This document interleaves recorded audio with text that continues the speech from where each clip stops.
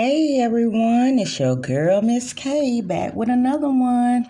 I want to apologize to my Heartbeat gang. It's been a while since I posted, but your girl had some personal issues she had to handle. So I'm back, ready to drop consistent content. Last video I dropped, the tragic death of Darius Ellis received 20,000 views. Thank y'all so much from the bottom of my heart. Thanks to those who sent cash apps for my Starbucks coffee. If you want to support by buying me a cup of coffee, my cash app is in the bio. If you would like to be a part of the Heartbeat gang, don't forget to hit that subscribe button. Let's do what we came to do. Let's get into this video.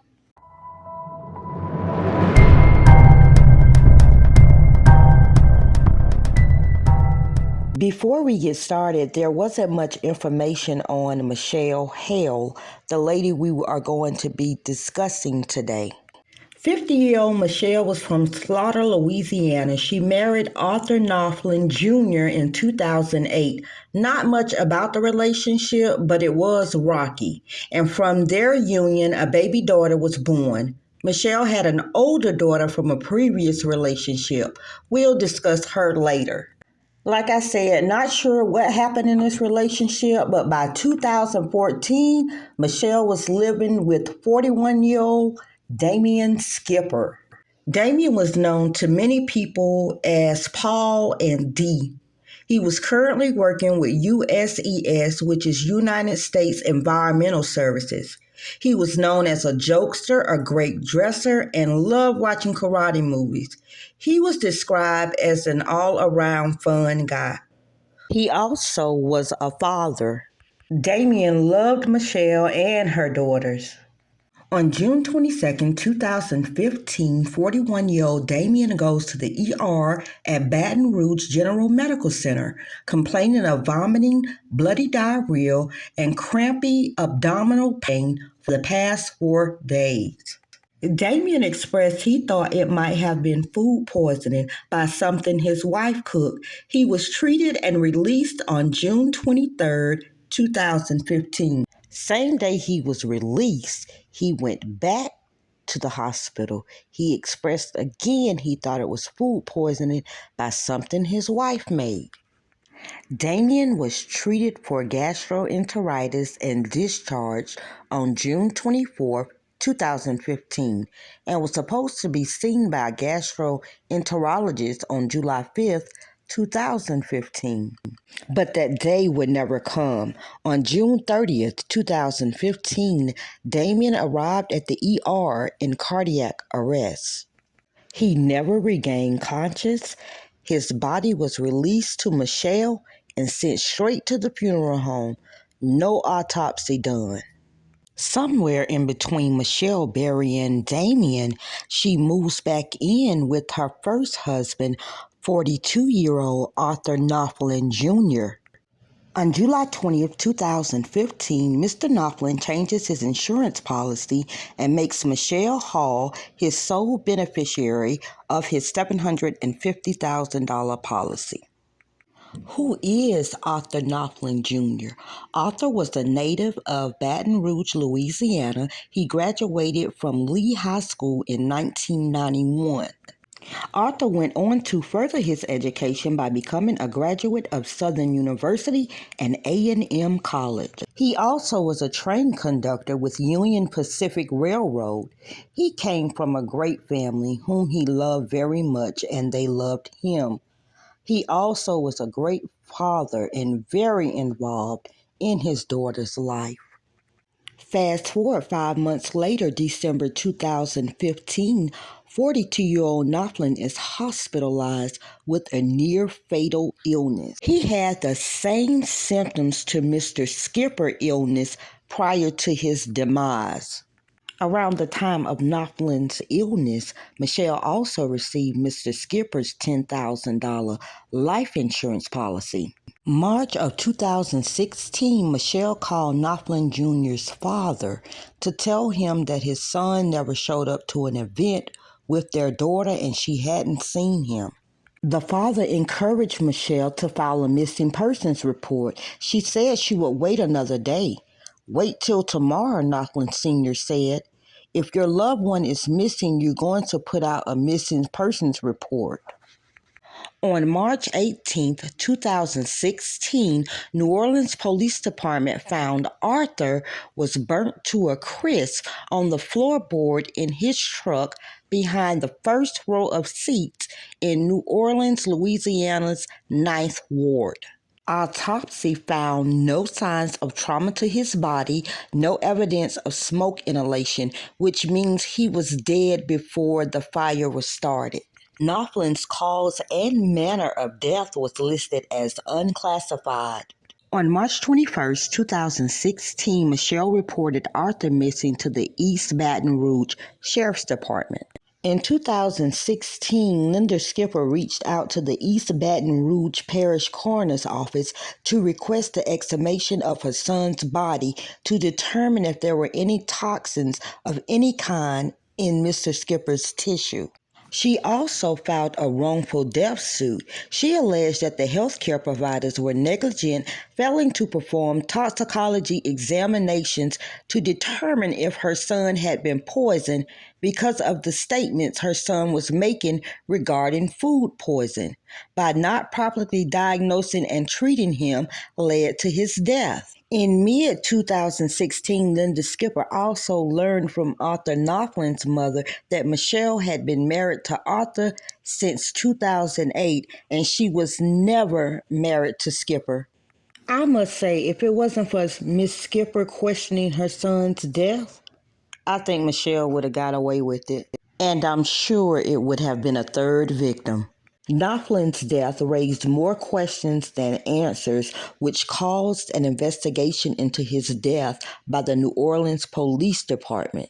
April 1st, 2016, the New Orleans Police Department sought a warrant to search Knopflin's cell phone records. In that warrant, they noted that Knopflin wasn't reported missing until 3 days after his truck was found in New Orleans. There is also some questions as to why he was in New Orleans when he lived in Baton Rouge. At the time, him and Michelle was not living together. In August of 2016, Michelle filed a lawsuit seeking to compel the coroner's office to release Knopflin's body to her. The lawsuit prepared by Baton Rouge attorney George Grace Jr. asserted that Knopflin died as a result of an auto accident. The coroner reported at a later date he turned the body over to a funeral home per Knopflin's family request. Nothing ever became of the lawsuit. On May 9, 2016, East Baton Rouge deputies searched the homes and vehicles of Hale and Nina Alexander. Alexander was allegedly the girlfriend of Michelle's oldest daughter, Dominique. May 6, 2016, a search of Hale's home turned up several phones and computers with search engine histories centered on barium acetate and its poisoning effects. Her financial records reveal several purchases of barium acetate. What is barium acetate used for? Barium acetate is used as a mordant for printing textile fabrics, for drying paints and varnishes, and in lubricating oil. Because of the salt in barium acetate, it makes it soluble for water, so it dissolves in anything liquid. Let's talk about why the police suspected Alexander and Michelle's oldest daughter, Dominique, was involved.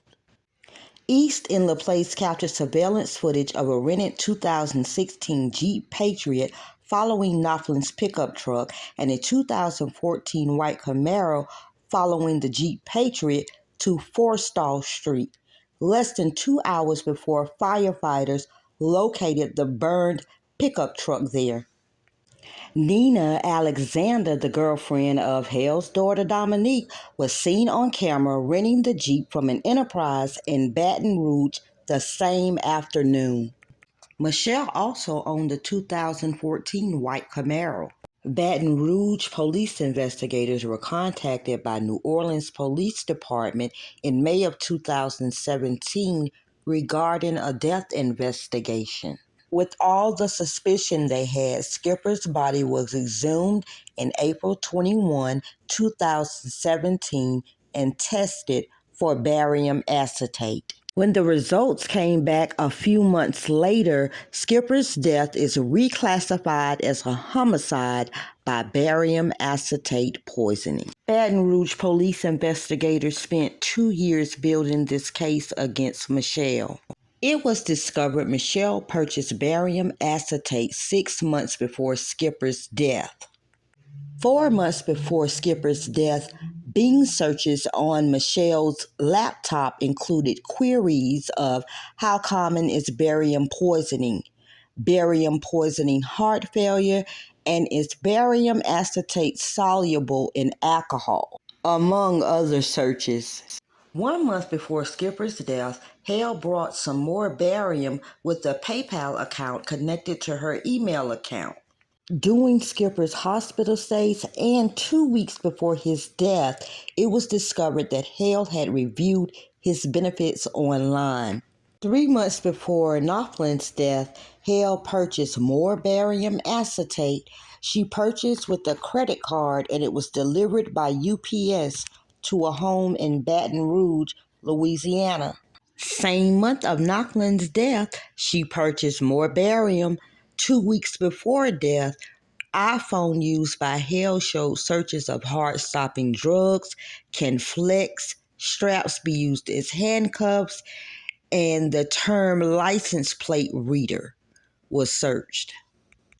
May 24, 2018, Baton Rouge released an arrest warrant for Hale in the death of Skipper.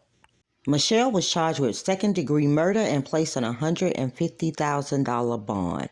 During her arraignment, that charge was upgraded to first-degree murder. During this trial, both Skipper's and Knopflin's family were present waiting on justice. That day would come December 20th, 2022. Michelle Hale was found guilty of second-degree murder and sentenced to life in prison.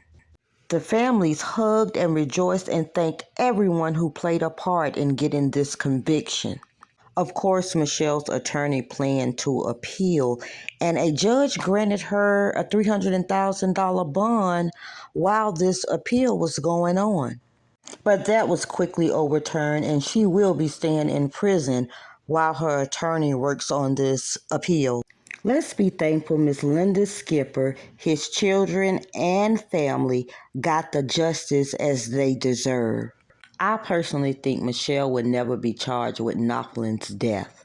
They couldn't determine his cause of death and is still listed as unclassified. I'm glad his family was able to be there to witness Michelle's sentence to life, especially Arthur's father. While researching for this case, I found out that Arthur Knopflin Sr. passed away June 10th, 2023. I pray he's dancing in the sky with his son. All right, it's time for me to add my 2 cents. Nobody asked, but I gotta give it anyway. This case was really terrible. I mean, she killed really 2 good men. They both had good jobs, both good fathers, and they loved their family, and their only downfall was loving Michelle. Don't take a rocket scientist to figure out she killed Skipper for the $10,000. We also know she killed Arthur for the money. I think she killed Arthur at home because she couldn't risk him dying at the hospital. See, Miss Skipper had already raised questions about Damien's death. I think she finished drugging him at home and he died. That's when they came up with the plan to burn him in his truck. She is definitely evil, and it makes you wonder if there are any other victims. What people do for money. Thanks to my Heartbeat Gang for tuning in to another one. Make sure you hit that like button for your girl on the way out. If you aren't a subscriber and would like to become a part of the Heartbeat Gang, make sure you hit that subscribe button and turn on your bells to be notified when I drop new content. Also, make sure you add your 2 cents in the comment section below. Thank you.